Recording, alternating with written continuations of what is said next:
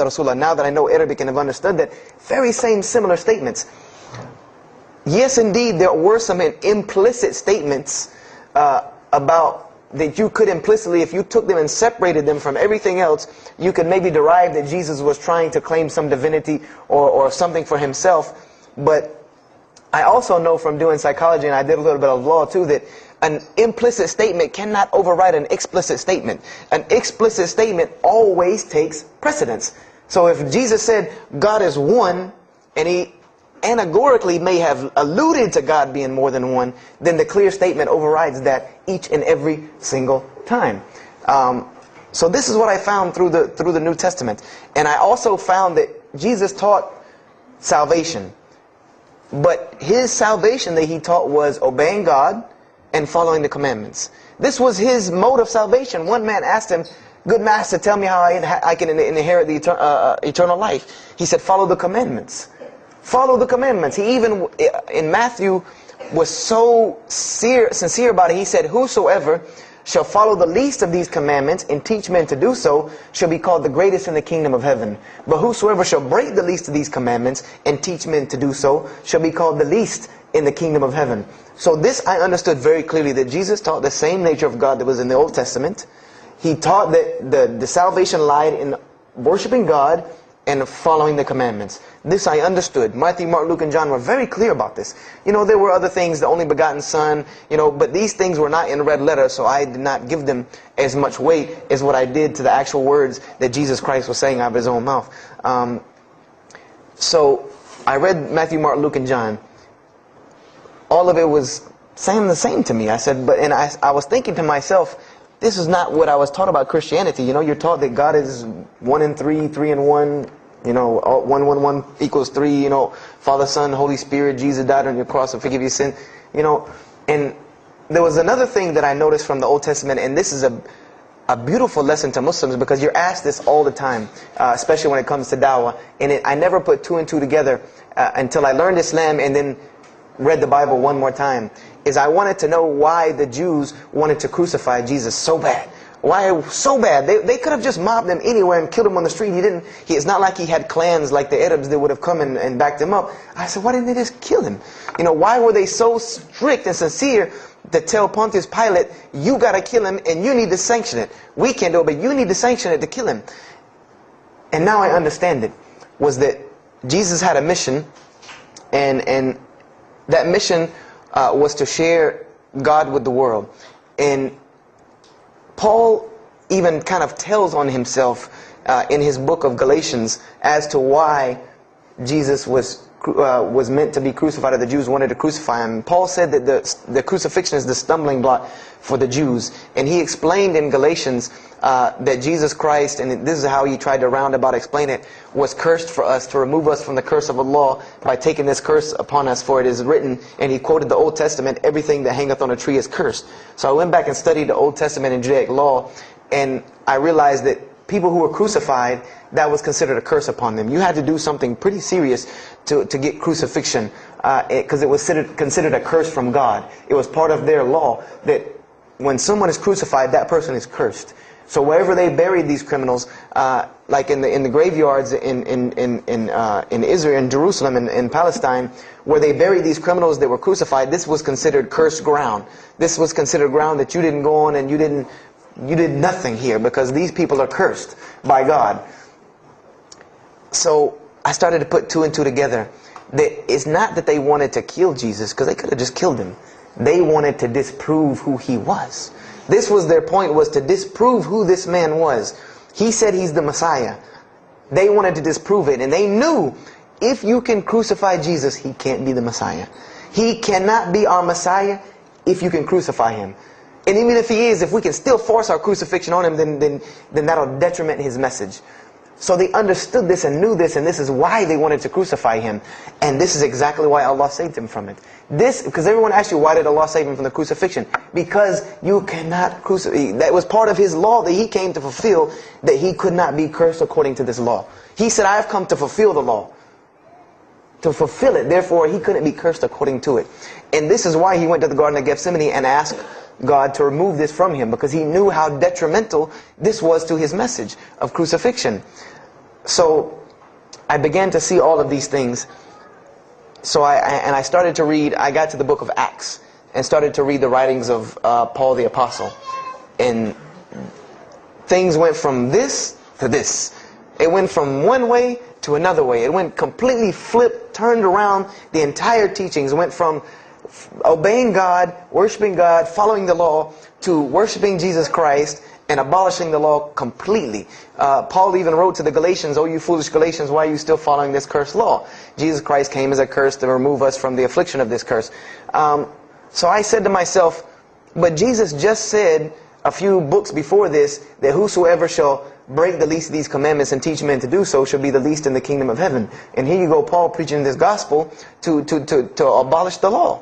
So I even asked, what is going on here?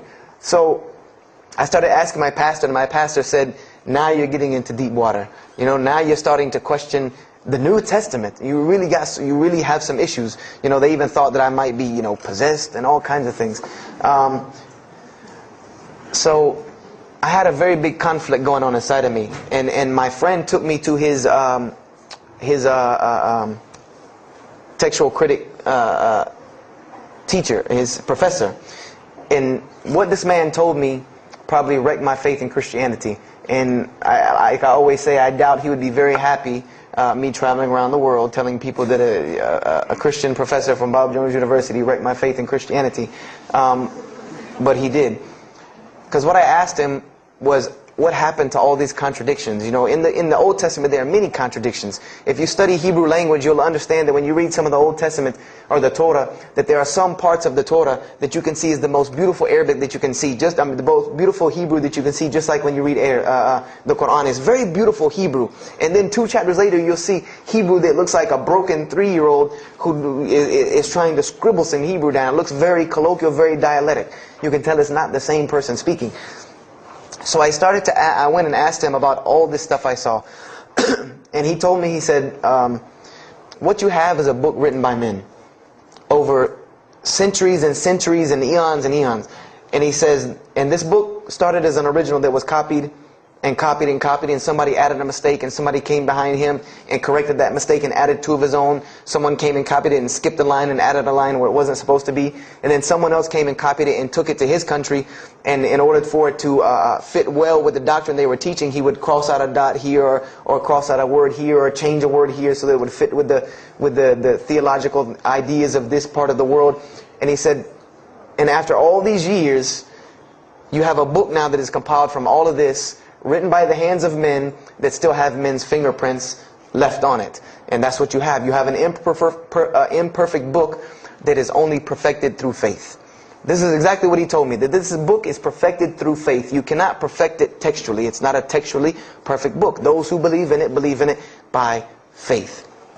And so I said, here we go again with this faith thing. You know, I said, God gave me a brain for a reason. If He did not want me to use it, He would remove this reason and logic part of my brain out and replace it with more faith. So, you know, and I was of the opinion, you know, as the saying goes, my grandmother didn't raise a fool. I'm no fool.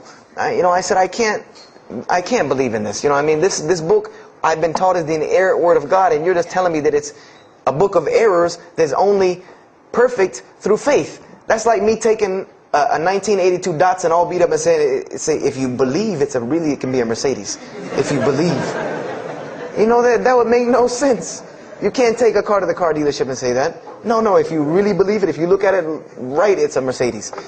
So I said, no, you know, this is a book full of errors. And God's religion is perfect. If God has a religion, it's perfect. If He has a book, it has to be perfect because He is perfect. So I left Christianity completely. And I decided that I was, you know, I had learned some concepts from the Bible. God was one. You couldn't fool me of that.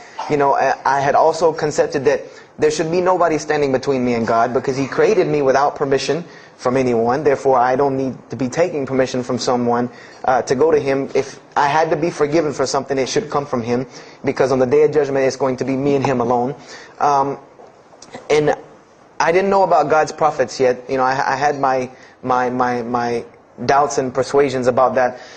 So I decided to start searching other religions. I went back to Judaism. I studied Judaism I found the same thing that Jesus taught about two spiritual Jews that leave the law, and Jews that were so caught up in the law that they left no room for spirituality. I studied Buddhism, Hinduism, Taoism, Confucianism, Wiccan, Bushido. Everything I could get my hands on, every type of ism or religion, I studied it. But there was one litmus test that I used for every religion. And whenever I met them, or the people or whatever about this religion, I would always ask them, do you have a book? Do you have a book? Because another thing I had come to the conclusion of is that if your religion is true, you should be able to tangibly hand me something and show me that this religion is true. Give me something that I can see. I don't want to hear that faith stuff anymore. I heard that all my life, and look where it got me. It got me thinking I'm driving a Mercedes running around in a 1982 beat-up Datsun. I said, no, you have to show me. And so I read the Bhagavad Gita, I read the Torah, I read the Scrolls of Tao, I read the Code of the Bushido, I read the Wiccan Book of Spirits and Spells and all that other magic stuff they have. And I read all of these things, and I found something very congruent with all of it, was that there were very same philosophies and teachings in all of these major religious books. They all talked about God and His nature. Most of them alluded to the fact that God is one, and that God sends messengers to us and people to us to teach us. But they were filled with a whole bunch of garbage, to be honest with you, that I couldn't logically, rationally believe. So at about the age of 17, just about the time, about 17 and a half, I gave up my search for God. And I became kind of angry with God, because I said, here I am looking for you, and I can't find you, and it doesn't look like you're giving me any help. And I don't know how many of you know, but for a 17-year-old that is frustrated with God and the world, there's a lot of trouble he can get into. There's a lot of things he can do to put himself in predicaments when he's frustrated with the world and had come to the conception that, if there's a God that exists, then He doesn't really care about me. That's a kind of a dangerous young man. So I started doing the whole partying in trouble, going to parties, drinking underage, all of this stuff I started doing. I'm a perfectionist at heart. So when I was a Christian, I tried to be the best one I could. If I was going to switch to being any other religion, then I was going to do that 100%. So you better believe when I went after the dunya, I did that 100%. And I was a martial artist since I was 15 years old, and even though it was only 2 years, 2 years at 17, you think you're Bruce Lee.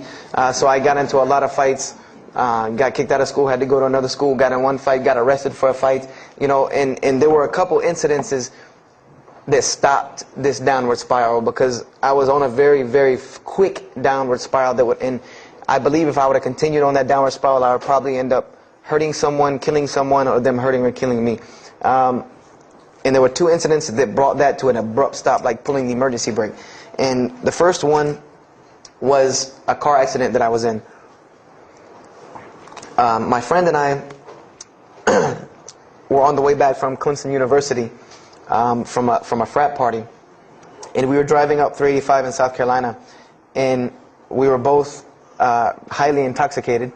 And I decided that night that he was driving, I decided to put my seatbelt on for the only reason that I kept falling over when I fell asleep without the seatbelt on, because I didn't really believe in the seatbelt thing, because I said if I'm going to die, I'm going to die. That was the conception that I come up with, that if it's time for me to die, it's time for me to die. I didn't believe in the whole tying your camel thing.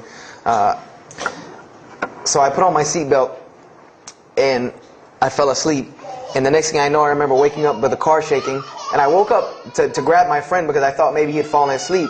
But when I woke up, the only thing I saw was the tree line and then the pavement coming right at my face. And the window smashing and the car flipping, the whole 9 yards. And us landing in a ditch. And I remember getting out of the car. That was the first thing I thought. Number one, I couldn't believe that. You don't really think about, oh, you're alive. No, you just move. I jumped out of the car and realized that I had jumped out of the back of the car that wasn't there anymore. It was still in the median on the other side of the highway, and the front part of the car was over in the ditch.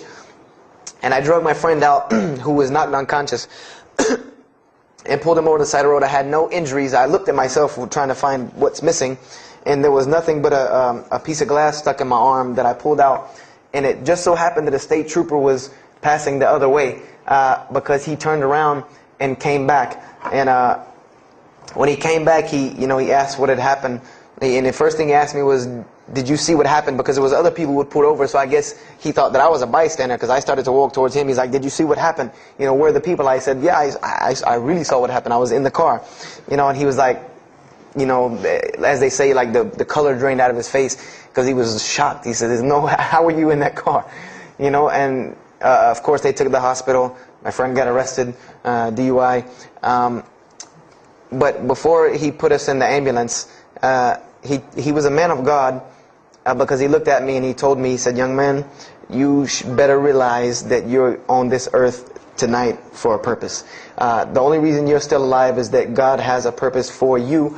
If not, you don't live through things like that. People without purpose, if you didn't have a purpose, then this night would have been your night.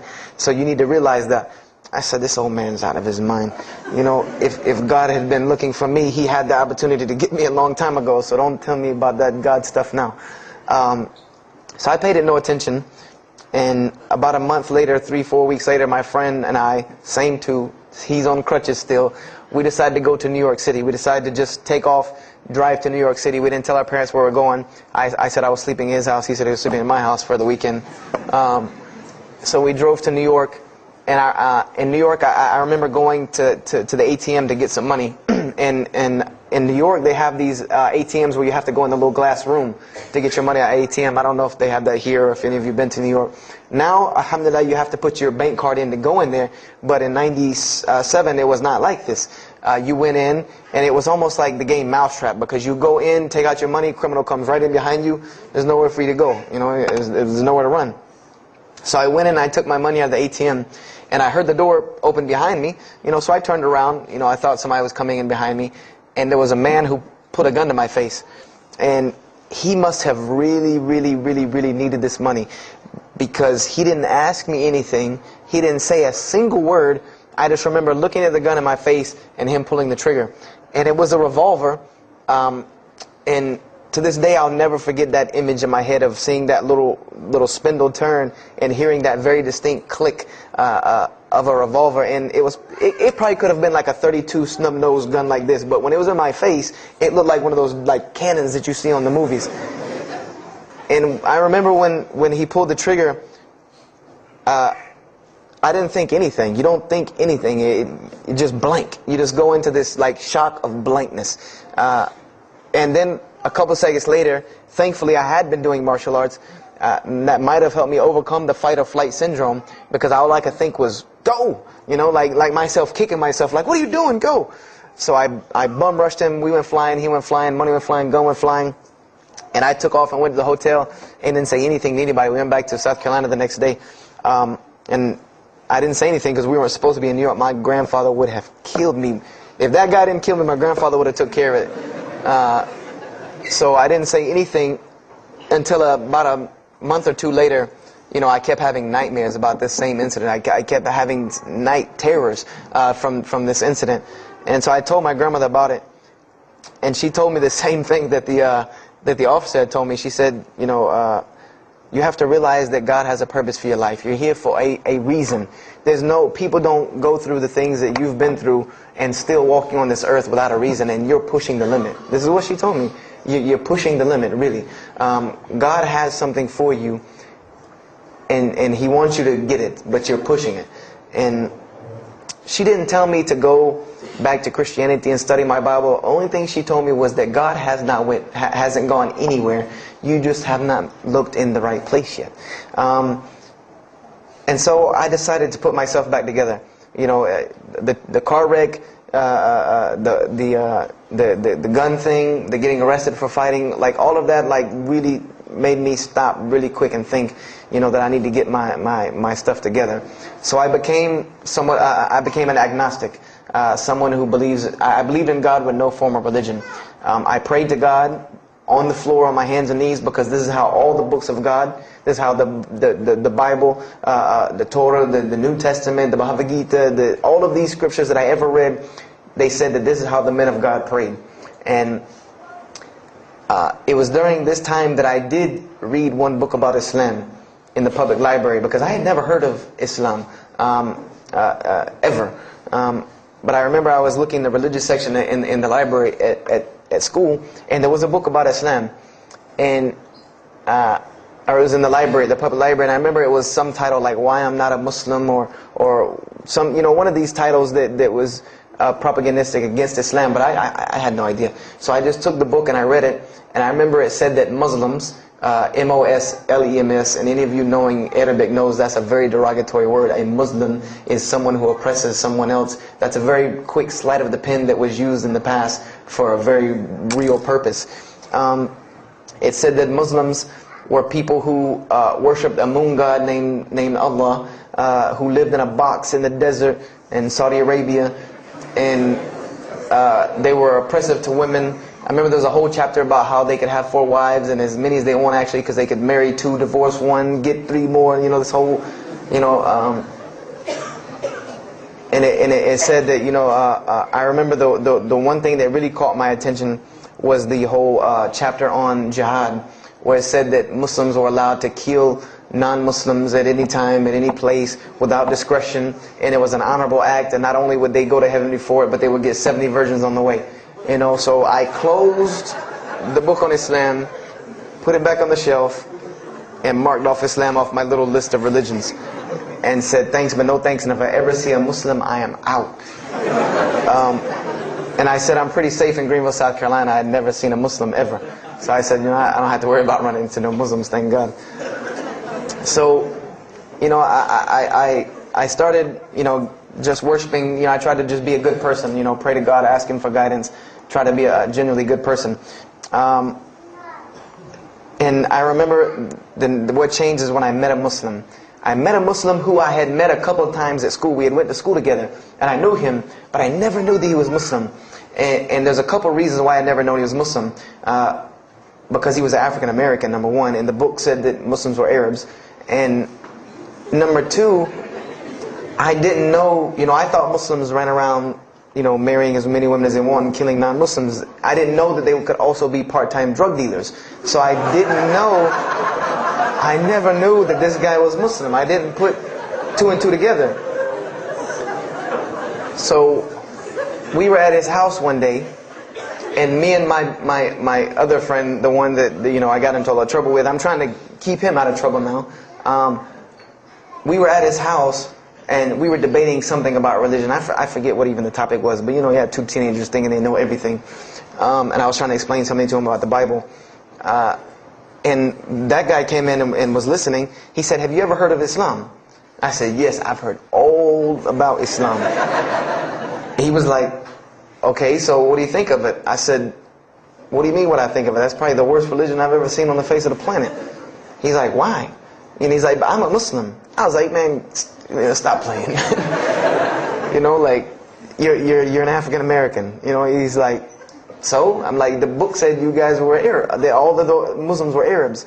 He was like, "What else did you read in the book?" And I told him. He was like, "Man, what in the, what have you been reading?" He's like, "You need to go to the mosque for Jummah." He's like, he told me, he said, "I'm not a good Muslim." This is what he said to me. He said, "I'm not a good Muslim. I'm not even going to try to front and say I'm a good Muslim." He said, "But I can guide you to some people that can tell you the real truth about Islam," because he knew about my story about wanting to find religion. And he said, "You need to go to the mosque for Jummah." And I said, What's Jummah?" He said, "It's just like church with no chairs." And I said, "I can do church with no chairs because in church the chairs were the worst part anyway. Because they had these hard benches that you sit on that are like this, and are so hard." I said, "That's good. You sit on carpet? Wow, man, every church should be like that." And I said, "Where's the mosque?" He said, "It's on Wade-Hampton Boulevard." I said, "Where on Wade-Hampton Boulevard?" I lived on Wade-Hampton Boulevard. I lived right off of Wade-Hampton Boulevard. He said, "You know where Lee Road intersects with Wade-Hampton?" I said, Yeah, I live on the other side of that intersection." He said, "It's right there." I said, "No, it's not. There's nothing. There's a gas station or a church." He said, "Yeah, you know that church, the Evangelical Missionary Training Facility?" I said, "Yeah, I used to take missionary classes there." He said, "You know that building in the parking lot with the gold thing on top?" I said, the gym?" He was like, "No, that's the mosque." Because I had always thought it was the gym because it was in the same parking lot and it was just rectangular with 2 glass doors in the front. And you could literally walk in between the church and the masjid and touch them like this. Anyone doesn't believe me, go to Greenville, South Carolina, look at the masjid. You can almost touch both of them just like this. He said, yeah, it's right there. I said, I've never, at first I was shocked. Like, I've been living across the street from all these crazy Muslims all my life. I said, I never knew. And he told me to go to Jummah, and I asked him what time. He said he would meet me there at 1 o'clock in the afternoon on Friday. So I said, okay. I went on Friday, and I'm waiting outside for him. I'm not going inside. That's not happening. And I'm seeing all these people going in. And at this time, it was a predominantly Indo-Paki Arab masjid. Anyone who went in was not American, period. And I did not see even one African American going there.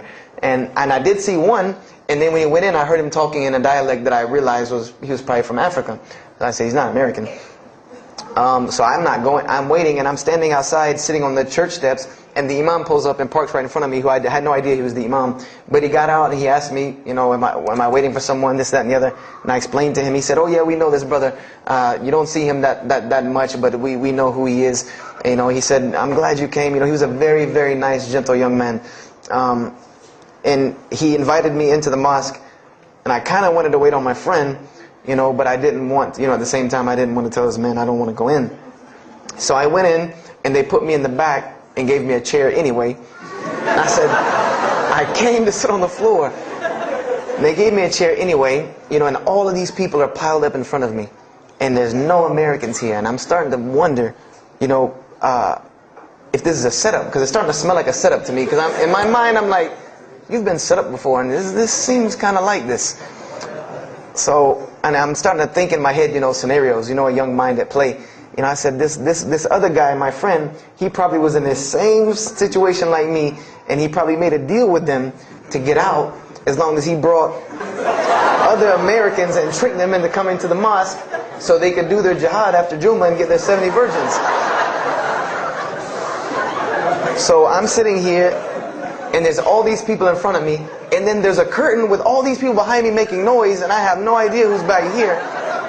So I'm stuck in the middle of this. I hear that it's some women, but I don't, there's a curtain. I have no idea. So I'm like, there's something very odd about what's going on right here. I'm like, just let me make it. I'm starting to look for the exit. I'm like, calculating how many people are between me and the exit. I know some martial arts, so I said I might hit a couple of them, and I'm out. And then the imam came, and I just now realized that he was the imam because he got up on the minbar, and they started to call the adhan. And I said, okay, that man seemed nice. He seemed genuinely nice, so I felt a little more comfort. And then he got up after the adhan, and he started his khutbah. Inna alhamdulillah nahmaruhu wa I said, oh my God. I said, I bet you he's talking about me. And he's being forceful. He was getting loud and banging on the minbar, and he's pointing in my direction. I'm like, oh man, I gotta get out of here really quick. I said, well, I'm gonna take my chances with the women behind me. I'm going through the curtain. And then he started to, when he got done with his Arabic tirade, he started to explain it. That verily all praise belongs to Allah alone, or God alone. In Him do we worship, in Him do we seek help and assistance. We seek refuge with Him from the evil that lies. He explained what he said in Arabic, and it sounded to me so beautiful. It was very, very beautifully prosed, what he said, and I wanted to know where he got that. I said, where did he get that? Because it was only about God and about the nature of ourselves. All of us should know that the beginning of the khutbah, and he quoted the 3 verses from the Quran. O you who believe, fear God as He should be feared and do not die, and instead of state of submission to Islam. He was a very wise man, because he translated everything. It was almost as if he knew I was there and translated everything for me. I remember to this day what the khutbah was about. And I don't know if he did it because I was there, or if that was his already planned khutbah, but it's almost as if it was meant for me. The khutbah was that, the title of it was that the forgiveness of Allah is open to anyone at any time, at any place, no matter what, unless they have committed shirk. And the prose of the khutbah was a very long hadith. A very long hadith that some of you will know. And just to make it short, it was the hadith where the Rasulullah ﷺ met Angel Gabriel, or Angel Jibreel, and Angel Jibreel was telling them to tell him that if the Muslims commit this certain sin, to tell them that Allah would forgive them. And every time he would tell the Muslims, they would say, okay, well then what about this sin? And he would go back and meet with Angel Jibreel, and he would go back and come back and say, tell them that Allah will forgive him for that. And this discourse happened, for many different sins. And then finally Angel Jibreel alayhi salam said, tell them that Allah has said, no matter what they do, even if their sins are compiled, like the oceans are from the east to the west, as long as they have not associated a partner with Allah, tell them that Allah will forgive them. And I remember he told me that, or he said that, that the door of repentance to God is open as long as you have not seen the angel of death or the sun hasn't risen from the west. I didn't really understand the sun risen from the west thing at that time. But, and he said that, God's forgiveness has to come from God alone. This was the whole premise of his khutbah, was on forgiveness and tawbah. And I was saying to myself, these are all of the same concepts that I had formulated through reading the religious scriptures myself. And I'm asking myself, where did he get this stuff from? Where did he get all this? And he started using names like, he used the name Ibrahim alayhi salam, he used the name Musa, and I'm like, he translated it to Abraham and Moses. I'm like, where did he, where is he getting these? These are names from the Bible, I know these people. And so after the khutbah, they started lining up for the prayer. And I got apprehensive because everybody's getting up in front of me and blocking my exit from the door. And so I guess one guy in the back saw me, and because I had to move back a little bit, he said, we're about to pray. And I said, pray to who? And he said, to God. I said, which one? And he said, the one that created the heavens and earth. The same one that's in the Bible, the only creator of the heavens and earth, the only God. I said, yes, I know him. And so the Imam started to pray, and when he recited the Quran, I know it sounded very intriguing. I had no idea what it was. But then when I saw Muslims bow and prostrate on the floor, verses and verses of every religious book that I had ever read started ringing off in my head, that this was the way men of God prayed. And the first thing that I could think of in my mind was, this is worship. That's what I said to myself. This is not prayer, because prayers are asking God for something. These people are worshiping God. So I said to myself that you've written this religion off way too easily. I thought I was a much more open-minded person than that, and I was ashamed of myself that I had written it off with just one little book. I had put all these studies into the other religions. I read this one thing about Islam and was done. So I went to the Imam after Jummah. He talked to me, and I would have to say that I was probably a little bit rude with him. And I've asked him to forgive me. I saw him a few years later. I said, you got to forgive me for the first time you saw me. Because he started telling me, would you like to know a little bit more about... He had a very heavy accent. He was an Egyptian brother.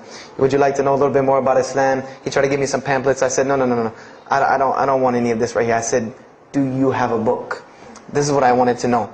Do you have a book? Can you give me... He said, yes, we have a book. I said, it's called the Quran. I said, can I read it? Is it in English? Can I read it? He said, sure, you can read it.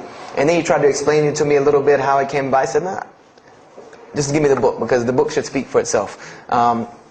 So I took the Quran home, and on Friday night I started to read it, because this is a book I had never seen before. And I was very interested. So I went home and I opened the Quran, and I read the Fatiha. It seemed to me kind of like the Lord's Prayer. It was a little similar to what I found in the Bible. But then I started to read Surah Al-Baqarah. I started to read Surah Al-Imran. And I started to see names that I had seen before. I started to see names like Abraham, Moses, David, Jesus, Yahya, John the Baptist, Zechariah, Mary. And I said, I know all of these names, but there was something different about these people in this book. The prophets that I found in the Bible were people that were deplorable, of not very good character.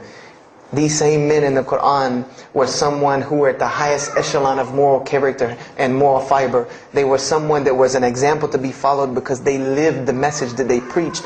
Therefore, they were able to be followed and emulated.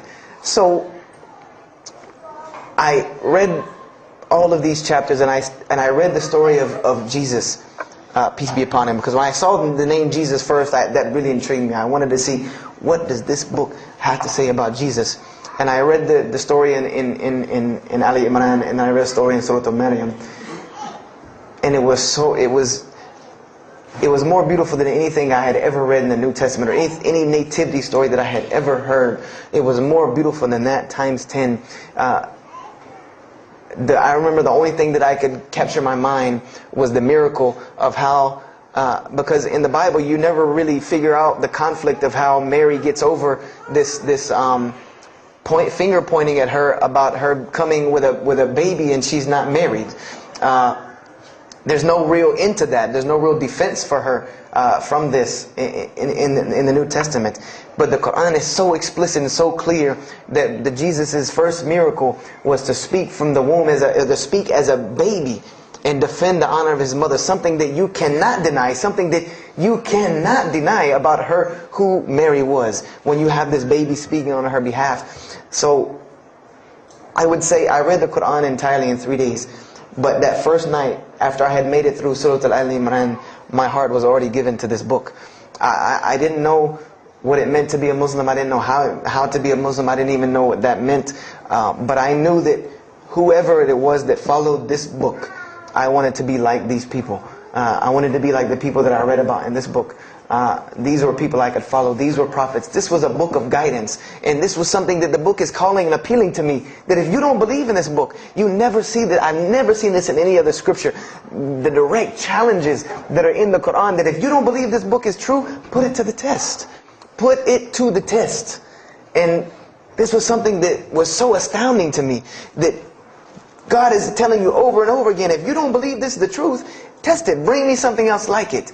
Test it. Put it to test. If it was written, if there was more than, all of the analogies about God, everything was so logical, so rational, so reasonable in my mind that it was like 2 + 2 = 4, and that was it. There was no 1 + 1 + 1 = 3, egg, yolk, water, fight. There was none of that foolishness. The Quran was very direct and very straightforward in its teachings. So I gave my heart to Islam that night in my living room, reading the Quran, and I cried and cried, that I had been looking for the truth all this time, had searched all this way, and it was right across the street from my house. And so I went back on Monday to accept Islam and ask these Muslims where in the world they've been all this time, and I go ready to go in there and do my thing, and I go and the masjid is locked. And because they only came on Fridays and for Isha during that time, and I didn't know. So I said, okay, I guess I have to come back on Friday, because every time I passed by the masjid after that, it was always locked. So I came back on Friday and I took my shahada, and as they say, the rest is history. But I don't travel around the world, and this was in December of 1998. I don't travel around the country and the world telling my story, just for the entertainment value. Even though I've been told it does have some entertainment value, I don't tell it for that person for sure. If that was the only reason, then you could just get it off of YouTube and it was the same exact story. I'm going to finish with this, and I hope you can give me 10 more minutes, inshallah, to tell you why I go around telling my story. I tell my story to let everyone realize that there are millions and millions of people just like me. Just like me in 1998, searching for the truth, can't find a way out. There are millions of people. There are probably millions of people in California, hundreds and thousands, if not millions, right here in in Orange County and Los Angeles in the Southern California area, that want to know the truth, that are tired of hearing the same garbage preached to them over and over again, tired of this shaitan box telling them the same thing over and over again, tired of the world being in the condition that it's in, tired of their life being in the condition it's in. And we as Muslims have the solution to every single one of their problems. And guess where we keep it at? Right here inside the masjid. Right here inside the masjid, we have all of this truth. We have the solution to every problem in the world. You want to solve the world hunger? The problem of world hunger? Islam has the problem. You want to solve the problem of world poverty? Islam has the answer. You want to fix the economic situation of this country? Islam could fix it tomorrow.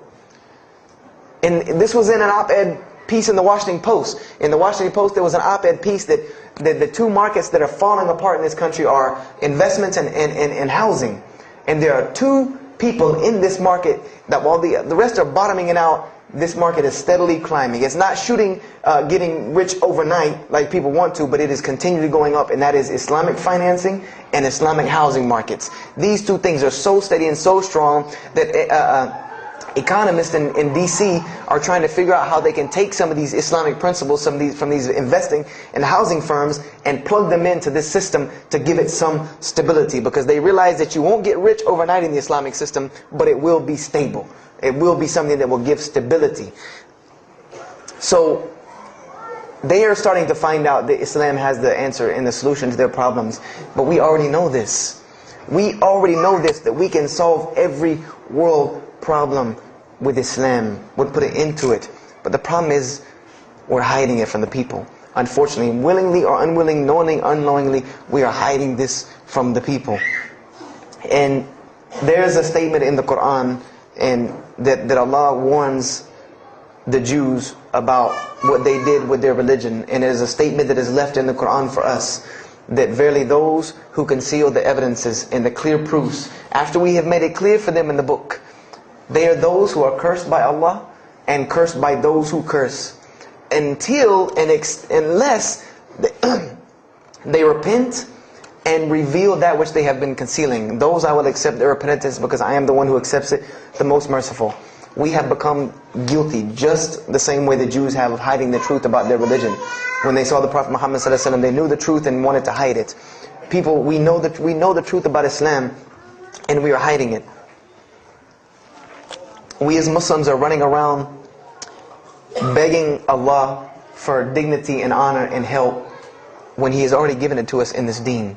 Everything that a Muslim could ever want has already been given to him in this deen of Islam. Anything that you ask Allah for, there is an account set up for you to go take it out of. You just got to find it where it's at. And any of you, I'm not going to go through the ayahs for they're too long, but if you want to know the solutions to every one of your problems in this world and the hereafter, just go read Surah Al-Saf, ayah 10 through 13. Very, very easy solution. If I had the time, I would read them to you, inshallah. But we have the cure to every disease in the world, and we're not giving it to the people. And I want to use this as a parable, because I really want this to hit home with you. Let's say, what is your name, brother? Abdullah, mashallah. Let's say me and Abdullah are best friends, we're brothers in deen, we're roommates, and we've been roommates for years and years and years. And let's say brother Abdullah has contracts an illness, a disease that is one of the most painful diseases that any human being can ever go through in his life, and it's not something that is going to kill him quick. Let's say this disease is going to suffer and fester with Abdullah and make him not be able to eat, sleep, nothing. He's just miserable all the time. When I come home in the evening, he's rolling around on the floor in pain. And let's say I know him in this condition, and let's say one day I come across the cure for his disease. Someone tells me that if you give this to Abdullah or anyone like him, he will be instantly cured and he will never suffer again. And let's say I take that and put it in my pocket, and I don't give it to Abdullah. Why? Why don't you give it to Abdullah? Well, number one, I'm way too busy. I have 2 jobs, going to school, I have a long commute back and forth, I gotta drive up and down the 405 every day. I don't have time to give Abdullah this medicine, man. If he wants the medicine, he'll go get it himself. I don't have time, I'm really busy. Number 2, I'm not a doctor.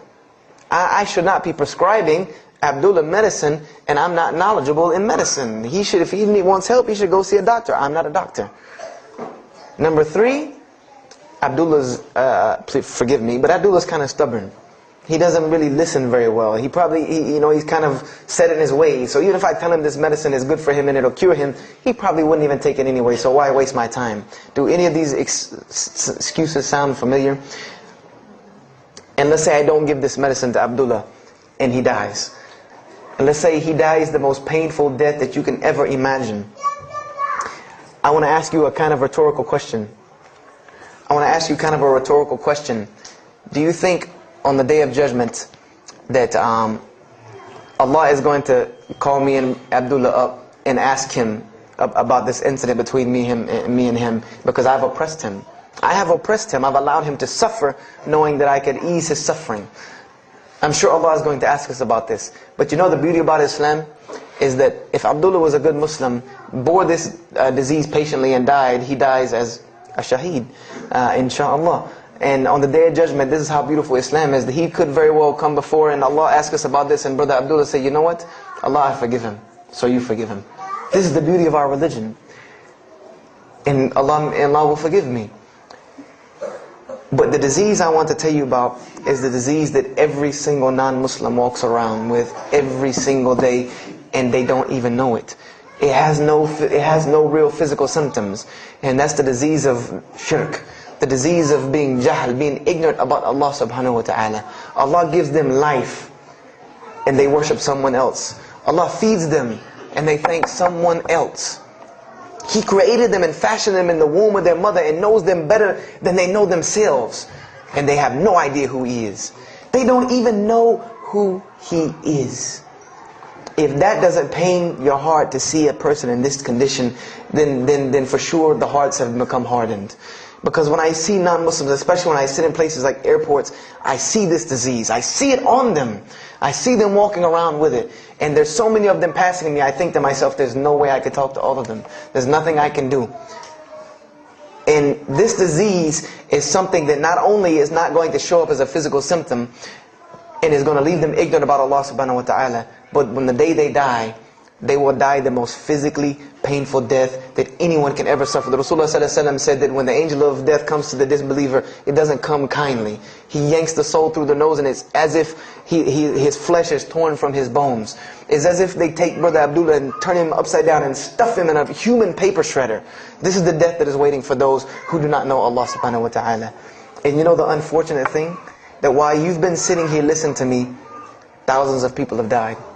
Thousands of people have lost their life not knowing Allah while I'm talking to you right now. People in this city have lost their life, and there's nothing we can do about them. They're gone. It's too late for them. We can't save them even if we want to. And that's a deplorable, deplorable, sad, sad fact that we can't save them. But there are many, many, many, many who we can save. And that all that takes is us taking this light of Islam we have and showing it to the world. There's a statement in the Bible, and I finish with this. Whether Jesus alayhi salam said this or not, doesn't matter, because this statement is one of the most profound statements that has been somewhat of a focus for me in my mission of da'wah. It is said that no one would bring a candle into his home and then place a bucket on top of it, because then no one would benefit from the light. No, if someone would bring a candle in their home, they would set it on the table in the middle of the room so that everyone could benefit from this light. And unfortunately, the Muslims of this generation, we are a bunch of candles with buckets on top of it. No one can see our light. No one can see the beauty of Islam in it. Believe me, if you don't see it, believe me, take it from someone who was once standing on the outside looking through the window at that light.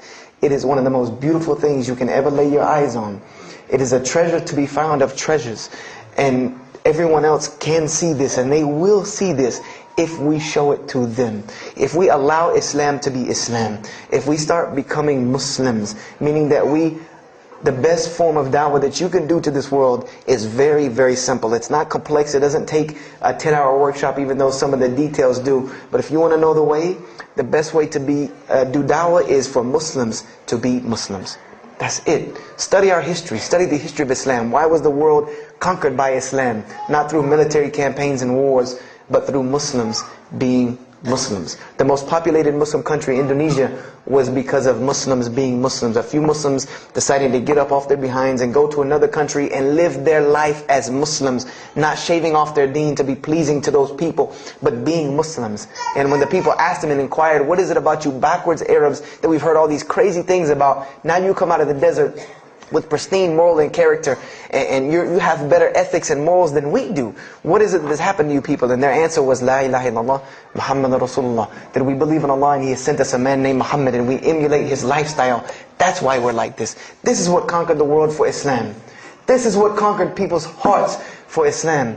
Was the truth and the beauty of it, and its simplicity of its message.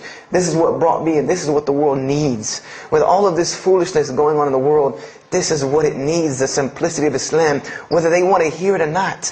They know it in the bottom of their heart. When you show them the truth, even if they turn away from it, they know it's the right thing. They know it's the truth. And on the Day of Judgment, you can stand before Allah subhanahu wa ta'ala having washed your hands and saying that I did my job. And I finished just one more thing. I finished with this. If you don't believe this is important, if you don't believe this is one of the most important things you can do as a Muslim, then the last statement of Prophet Muhammad ﷺ to the Muslims as a whole, he gave his farewell sermon. And we know that what his farewell sermon was a summary or a synopsis of what Islam is and its general principles. And he knew this was the last thing he was going to say to the Muslims as a whole. And how did he end this sermon? Those who are here, pass this on to those that are not here. For verily it may be that the last one that hears my message may understand it than those right here among us. He gave a command to those Muslims to pass it on, and for those Muslims to pass it on, and for those Muslims to pass it on, until there was no one left to hear this message. This was a command he gave, the last command he gave to this ummah as a whole. And then what happened? He pointed his finger to the heavens and said, "O Allah, bear witness that I have indeed conveyed your message." And upon saying this, what happened? Allah revealed the surah, "This day I have perfected for you your deen, and completed my favor for you, and chose for you Islam as your religion."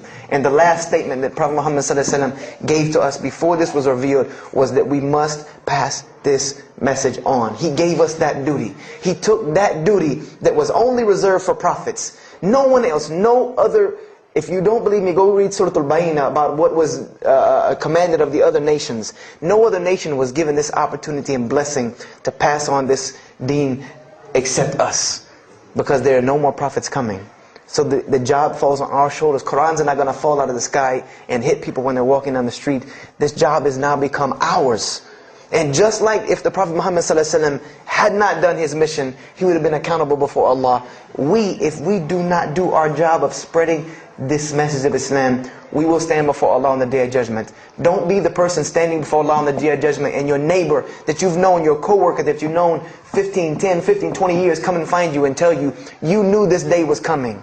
You knew this day was coming and what was going to happen to me, and you did not say anything to me. And those people will complain to Allah about us. They will complain to Allah about us. Because we have the truth right amongst them, and we're not giving it to them. We need to stop hiding it in our masjids, in our homes, in our hearts, and we need to give it to the people. It's beautiful, trust me. Just hand it to them. Just hand it to them. I promise you they'll take it. Because it's something that is so pure and pristine. And now forgive me for probably going over my time. And if we have time, I want to leave some time for questions and answers. I will be outside to take any questions and answers. The only last thing I want to announce and let you brothers and sisters know is one of my biggest dawah projects is a DVD project that I do. And my goal is to put a DVD about Islam in the hands of every single person in the United States of America. Right now I'm working on Florida and I have other brothers working in other places because people will watch a DVD. We did studies on this, and people will watch media before they'll read a book or before they'll listen to an audio CD. And alhamdulillah, through these DVDs we've gotten, I would say, an average about 2 shahadas a month. Because my personal contact info is on the DVDs, and people watch them and they call me and I converse with them, and usually most of them accept Islam. I just had a shahada the day before yesterday from Irvine, Texas, from someone who had bought the DVD and given it, a Muslim had bought it and gave it to his friend. His friend hated it or didn't want it, so he gave it to another person, and that person gave it to a co-worker at work who watched it and accepted Islam. So this is one of my biggest projects. And the way this project works is I make 100 DVDs, and I brought 2 of them with me today. I'm going to explain what they are. The way this project works is I make 100 DVDs, and 75 of them go out to different dawah arenas. And the other 25 I make available for Muslims to purchase for 2 reasons: so that they can be, so that I can buy another 100 to make, and so that you can share in this ajr along with me. Because when you purchase a DVD that makes another DVD, or you give it to a friend, then you share in this ajr with me. And everyone knows that da'wah is the biggest pyramid system because of the hadith Rasulullah ﷺ, that one who calls to guidance gets the same reward as the one guided, without that reward being lost from him. So I make these DVDs available to the Muslims so that you can put a little effort in da'wah and make another 100 inshallah. So I brought 2 today, and they're outside. One of them is called Islam in the Bible, which is basically what I just told you in a PowerPoint format, so that you could see all these verses that I saw, all these things that I read that allowed me to see the truth of Islam very clearly when I saw it, and I coincide them with the Quran so that you could see them. And there's another one the other one's called The True Gospel of Jesus Christ, where I go through the New Testament. Well, first part I think is an interview about me and my story to Islam, and there's some other Q&As on the other DVDs about nature of God and all these different things. But it's a PowerPoint presentation about the New Testament and Jesus Christ, and how you can prove to someone that Jesus Christ taught Islam from the New Testament, from their own book, that they have to agree. They either have to believe it or reject it. And if you believe it, then you have to believe what I'm saying is true about Islam. If you reject it, then this is your book, not mine. So, I try to use these two teaching methods, and they also can be given to non-Muslims because they're in a PowerPoint format. They're in a very educated format, and they're available outside for $10 each. So if you could, please don't make me take any of them back home, because they always hassle me about taking 200 DVDs on an airplane anyway. So please come and get them. And if you have any questions, my contact info is on there and everything. If you have any more questions for me, and my website and everything. I thank you for your time. And if anything has been of benefit, know that truly all good comes from Allah subhanahu wa ta'ala. And if anything that I have said is incorrect, or hurtful or shameful, know that indeed that comes from my own nafs and my own lack of understanding. أقول هذا واستغفر الله لي ولكم فاستغفروه إنه هو الغفور الرحيم. السلام عليكم ورحمة الله وبركاته.